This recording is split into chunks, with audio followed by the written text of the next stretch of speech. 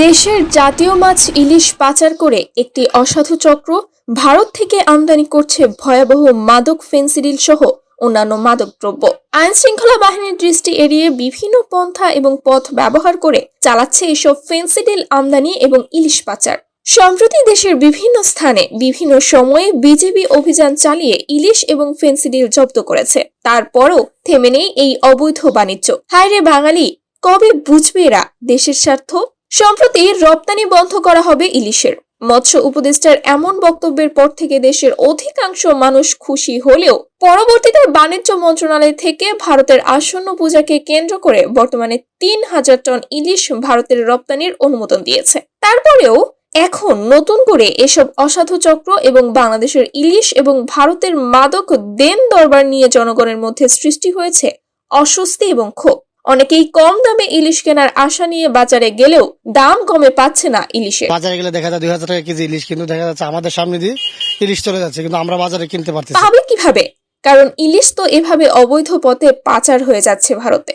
অথচ ভারতের বিক্রি হওয়া ১ কেজি ইলিশের দামে ৫ থেকে ৬ বোতল ফেনসিডিল নিয়ে আসছে বাংলাদেশে। এসব কারবারের জন্য পদ্মার পানি বাড়াই, রাজশাহীর বাঘা-চারঘাটের সীমান্ত এলাকা সহ দেশের আরো অনেক নদী সীমান্তবর্তী পথ বেছে নিয়েছে চোরা কারবারিরা। কৌশলে ভারতীয়রা ইলিশ নিয়ে মাদকের চালান পাঠাচ্ছে বাংলাদেশে।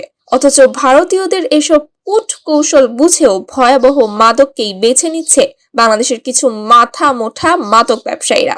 কারণ তারা অধিকাংশই জড়িতদের মাদক কারবারিতে। ভালো মন্দ বোঝার কোনো বিবেক নেই তাদের মধ্যে। স্থানীয় বাসিন্দা নিম্ন আয়ের সুফিয়া খাতুন বলেছেন তিনি ৮ থেকে ১০ বছর ইলিশের স্বাদ নিতে পারেননি, অথচ ভারতে ইলিশ পাচার হয়ে যাচ্ছে। বাসিন্দারা জানান সীমান্ত খুবই কাছে হওয়ায় মাছ ধরার অজুহাতে দুই দেশের জেলেরা ইঞ্জিন চালিত নৌকা নিয়ে নদীতে চলাচল করে।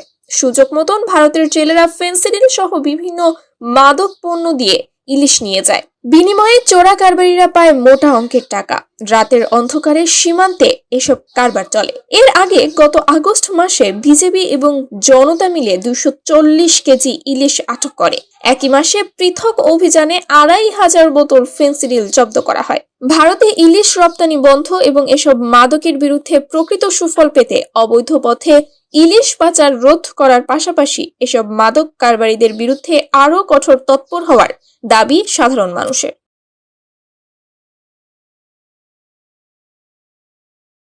গোপনীয়ভাবে যে মাছগুলি চলে যায়, গোপন পথটি বন্ধ করতে হবে, আমাদের সদর পথটি চালু করতে হবে।